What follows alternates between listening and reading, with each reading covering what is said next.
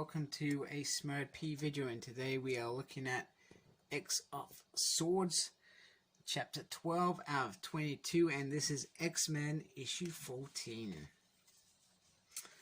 So all the players are, I guess, there, and this is about on Saban Nur and Genesis, which is an interesting name because didn't Cable's kid become Genesis? No, in fact, Apocalypse calls his kid Genesis in Uncanny X-Force, and doesn't Evan become Genesis at one point? That's Apocalypse. Oh, well, that's really confusing. Anyway, so Apocalypse wanted a quiet day before what tomorrow brings. And she says, "Are you a man of peace now? Is that how far you've kind of fallen?" And he says, "You're wielding the Quiet Blade. Who again is the fallen one?" And she goes, "What, this thing? This is an instrument for destruction." And he says, he feels like she's been testing. She says, "No test. She just simply wanted to talk husband to wife to husband." And she knows everything that seems to have happened with him. And if you'd rather talk than fight me, and he does. So they go for a nice romantic walk. That is quite cute, actually. Who would have thought you'd say that about Apocalypse? So we go back to the story that we keep going back to every now and then. And this story has been there since the dawn of time. No, it's been there since he's planted these seeds in Powers of X6. And we learned that Arakko and Krakow were separated. And it talks about Ameth, which is the enemy. So there's the truth. I'm not sure I understand what the truth is, but she talks about the truth why Apocalypse stayed behind, and it was Krakow and Arakko had separated, and that meant father and son separated and husband and wife separated. That's how I kind of understood it. I may be completely wrong. So they went through the gates and they lost a big chunk of their army really, really quickly. They all kind of went insane and they just went off after going through the portal. But it gave them time to prepare, so that they made armor, they built towers, and they started to live again. And this is he's child.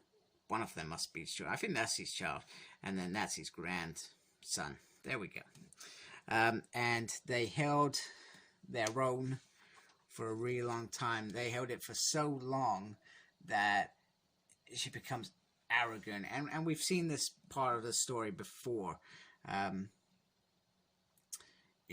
She was arrogant enough to say she was going to take it the fight to the Ameth, and she goes so far that she comes across the Immortal, this white sword who resurrects his soldiers every day to do battle. And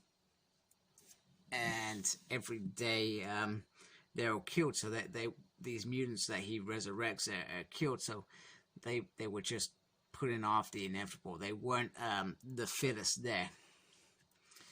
So afterwards, after that battle, she returned to Arakko, and she found her sister there waiting, and her sister had joined with the power of Ameth, and it was a request to go there.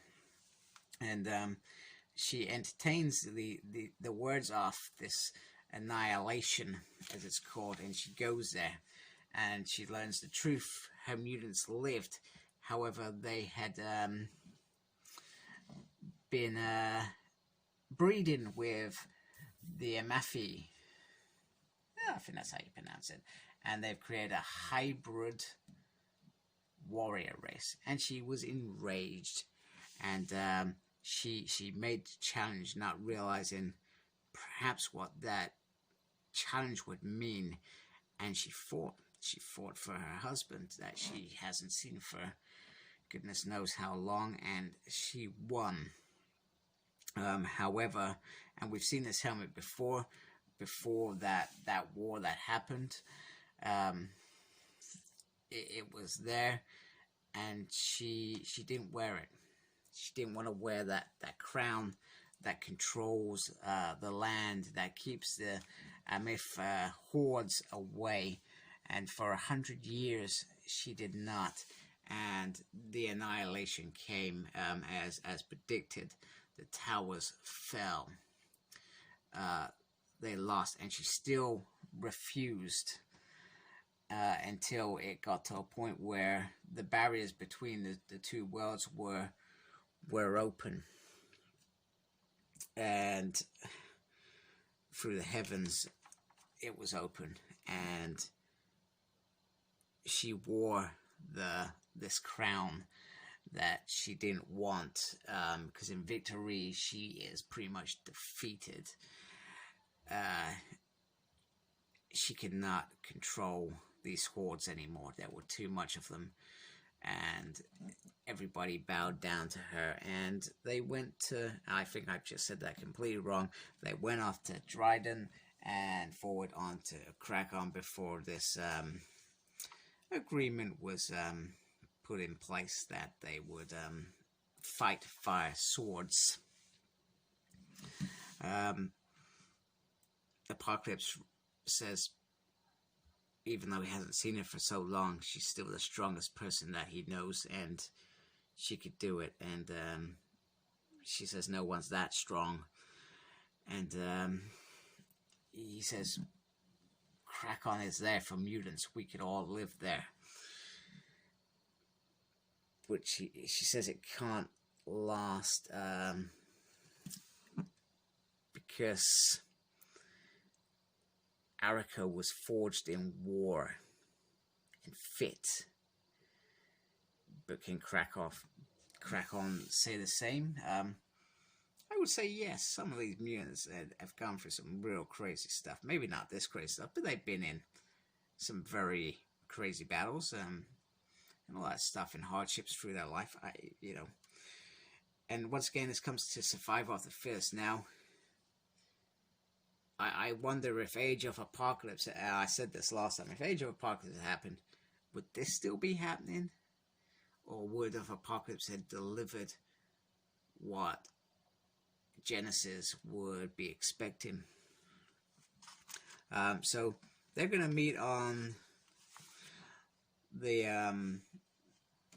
in the contest. They're going to fight each other, these lovers, and one of them's going to lose. I wonder who. So Arakko, make more mutants, destroy our enemies, defend this broken land. Makes sense. And it's got the mutants of Arakko prisoners in their own land, because they were pretty much, they made the safe hedge and then they had to stay in there, and what's to come. So there we go, to be continued. I understand that they're trying to give the history, etc., but I'm really, this event is growing a little bit tedious, and it's not because I feel like, I don't know, they could have done it in half of this. This event should be over. It feels like it's dragging, and we're on chapter 12. We've got another 10. Sorry, we've got another 10 to go. Helps if I can do my maths. So thank you for watching. Like, comment, and subscribe to my channel. I am on Facebook, SmurredP. I am on Twitter @SmurredP, and I am on Instagram, Cyclops Smurred. Check it out. Embrace geekiness. Thank you. Goodbye.